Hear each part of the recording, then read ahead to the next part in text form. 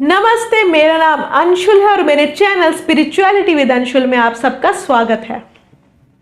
आपने कभी सोचा है एक इंसान, उसका जन्म अमीर घर में हो रहा है, वहीं एक दूसरा इंसान है जिसका जन्म गरीब घर में हो रहा है। इन आत्माओं का जो जन्म है वो अलग अलग स्टेटस में कैसे होता है? हम सबके अकाउंट्स तो होंगे बैंक में, हम उसमें अपनी सेविंग रखते हैं, ठीक है ना, और हम टाइम टू टाइम अपने सेविंग्स को यूज करते हैं। उसी तरह हमारे कर्मों का भी अकाउंट होता है। हमारे अच्छे कर्म, हमारे बुरे कर्म हमारे अकाउंट में ऐड होते जाते हैं। जब हम एक शरीर को त्यागते हैं, जब हमारी आत्मा एक शरीर से दूसरे शरीर में जाती है, तो वहां पर हमारे कर्मों का हिसाब किताब होता है। हमारे अकाउंट को देखा जाता है और हमारे कर्मों के आधार पर हमें दूसरा जन्म मिलता है।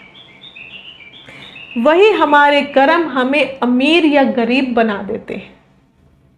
फिर हमें दोबारा से उस जन्म में कर्म करने की आज़ादी मिलती है। हम फिर कर्म करते हैं। फिर अगर हम अच्छे कर्म करते हैं तो हमें आगे और अच्छा जीवन मिलता है, और बुरे करते हैं तो और बुरा कर्म मिल जाता है, और बुरे जो योनि मिल जाती है। आपको पता होना चाहिए कि यहाँ 84 लाख योनियां होती हैं।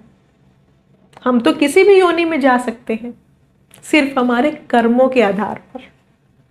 इसीलिए भगवान श्री कृष्ण कहते हैं, ये कर्म भूमि है वत्स, कर्मों पर ध्यान दो, फल की इच्छा ना करो।